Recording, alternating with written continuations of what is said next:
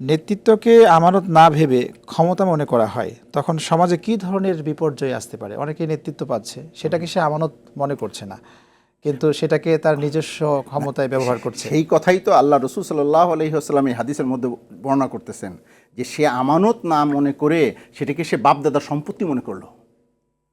ইজাত তুখিজাল phi উদওয়ানান, রাষ্ট্রীয় সম্পদকে সে তার দৌলত মনে করলো। তখনই তো এই বিপর্যয় আসবে, তখনই তো আযাবের কথা আসছে। সুতরাং এই যে এরকম অসংখ্য আযাবের কথা কিন্তু হাদিস শরীফের মধ্যে আসছে। তাহলে ওস্তাদ, আরেকটি বিষয় এখানে জানতে চাই, যে যারা এইভাবে করে ক্ষমতা পেয়ে থাকে এবং আমানতদারিতা ভঙ্গ করে, তারা তো মুনাফিক।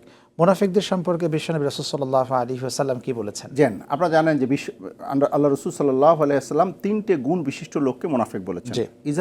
যখন নাকি ইজা হাদাসা কাযাবা, যখন সে কথা বলবে মিথ্যা করবে।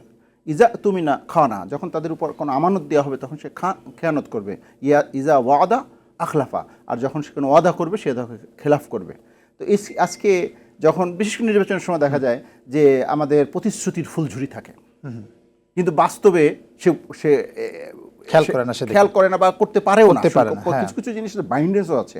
এই জন্য কিন্তু নির্বাচন কমিশনের পক্ষ থেকে কিন্তু বাইন্ডেন্স দেওয়া আছে যে তুমি এরকম ইসের ফুলঝুরি, তোমাকে যেই আমানত দেওয়া হয়েছে সেটাকে তুমি প্রতিশ্রুতি দিও না। হ্যাঁ, এতটুকু বলা যেতে পারে, আমি আপনাদের জন্য আপ্রাণ চেষ্টা করব, আপনাদের এই সমস্যার সমাধানের জন্য আপ্রাণ চেষ্টা করব। এতটুকু কিছু টেকনিক্যাল বিষয় মন থেকে মানে পুরাপুরিভাবে মানুষের খেদমতের মানসিকতাটা, মানে এইখানে রসুল পাক সাল্লাল্লাহু আলাইহি ওয়াসাল্লামের যে গুণ, সেই গুণ যতক্ষণ পর্যন্ত আমাদের রসুলের যে গুণ নেতা হিসেবে সবচেয়ে বড় যে গুণটা ছিল সেটা হলো রসুল সাল্লাল্লাহু আলাইহি ওয়াসাল্লাম রউফুর রহিম ছিলেন।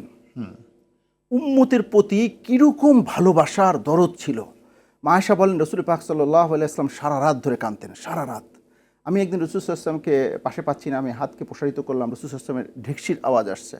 আমি যখন হাত প্রসারিত করেছি, রসুল সাল্লাল্লাহু আলাইহি ওয়াসাল্লাম মুসাল্লা ছাড়া খালি মাটির মধ্যে সিজদা পড়ে কাঁদতেছেন। আল্লাহু আকবার। এমনভাবে ঢেকসি ছেড়ে কাঁদতেছেন যে রসুল সাল্লাল্লাহু আলাইহি ওয়াসাল্লামের জীবন মনে বেরিয়ে যাবে।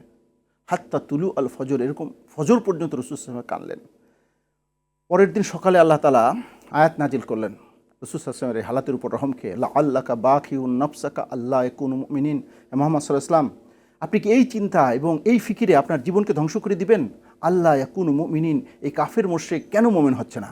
আল্লাহ রসুল সাল্লাল্লাহু আলাইহি ওয়াসাল্লাম যদি কাফের মুশরিকের জন্য এত কাঁদেন, তাহলে মুমিন মুসলমানের জন্য কীরকম কেঁদেছেন? মানে আমি আমার নিজের সন্তানের জন্য বেশি কাঁদবো নাকি আমার পরের সন্তানের জন্য বেশি কাঁদবো? বলেন, নিজের সন্তানের জন্য। রসুল সাল্লাল্লাহু আলাইহি ওয়াসাল্লাম কাফের মুশরিকের জন্য এত কেঁদেছেন। এই লাআল্লাকা বাখিউন নাফসাকা, এই ধরনের আয়াত কোরআনের মধ্যে কয়েক জায়গায় এসেছে এবং প্রত্যেকটা জায়গায় রসুল সাল্লাল্লাহু আলাইহি ওয়াসাল্লামকে তাসাল্লি দেওয়া হয়েছে, তাসাল্লি দেওয়া আছে। তো এই যে বিষয়, এই বিষয়গুলো আমাদের নেতা হিসেবে আমাদের মধ্যে যদি এই বিষয়টা না আসে, মানুষের প্রতি দরদ ভালোবাসা, এবং সেটা সবার উপরে,